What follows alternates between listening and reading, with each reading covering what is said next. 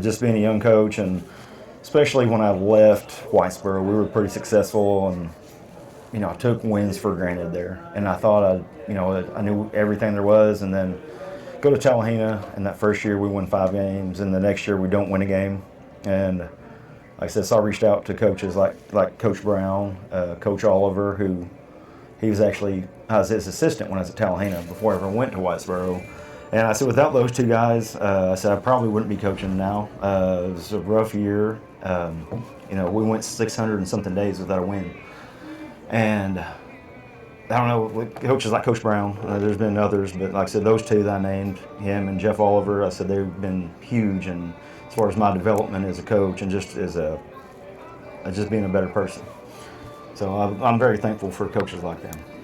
I mean, just talking about their past struggles as far as teams, kind of the same way they were young, they thought they had it figured out. And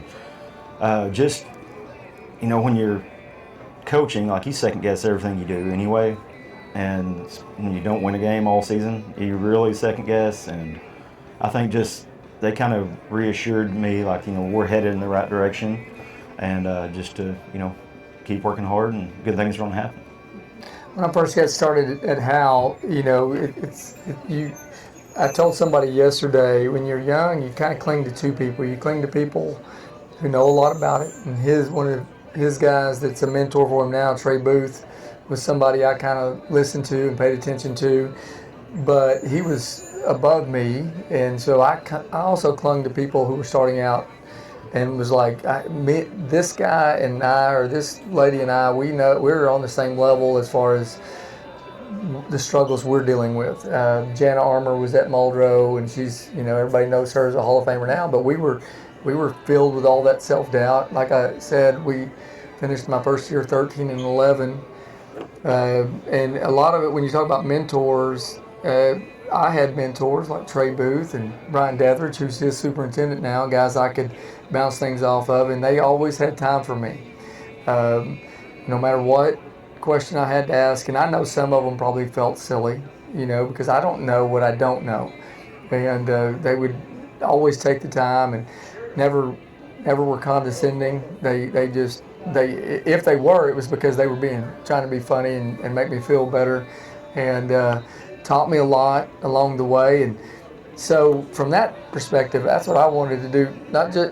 Josh is a great example of that, because he is a lot like I was. When you're filled with doubt because you coached in a game that you maybe felt like you should have won, or maybe you got beat worse than you thought you should, even if it was like us, he'd call, and I could tell, because that's what you do. This is what we do for a living, and so he would call and we'd talk it out and hash out what he's seen, his perspective, and it's kind of funny because our phone calls, it'll be about basketball almost exclusively the whole time, and for me it'll be an hour, and I'll be like, God, because I know one day it was like 2 hours, 2 hour phone conversation. This has been this year, because not only is Red Oak on our schedule, but I coached against Josh when he played at Red Oak, and then when he was at Whitesboro, I was a big fan of the way he coached and all the hard work he had. And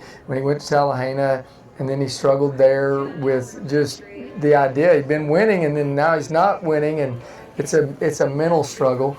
And then when he went to Red Oak, that was a big part, because I'm really good friends with administration and athletic directors, and they were asking me about him. And you can't, in my book, you can't pick someone better than Josh, because he loves kids. You can tell by the way he treats his family. He loves his family, and I knew it would show up in those kids every day. We ended and we won a state title. I want to talk about our opening game. Our opening game this year, we lost to Red Oak at home. November the 11th. When we lost, it is for us it was a tough battle. We got up, I think, maybe 4, and then they came back and fought and beat us. And when I shook his hand, I said to him, and it was a high school game. You got to frame this in high school game, because he's beat me in junior high. I said, this is the first time he beat me, and I wanted him to know I realized it, And also, it was a big deal. Like, this is not a gimme. This is he knows who I am, and that's part of the phone conversations when we call, because we bring that up. It was, here's two teams fighting it out in Howe in November 11th, and then we both ended the season with a win. So it was a pretty cool thing for us this year. County tournament meeting in December, we're there at Western Sizzlin and Poto. I remember we're 0 and whatever, and we haven't won a game in 600 and something days. I mean, it had been forever. And then go from there to, beating Howe in high school. It just kind of feels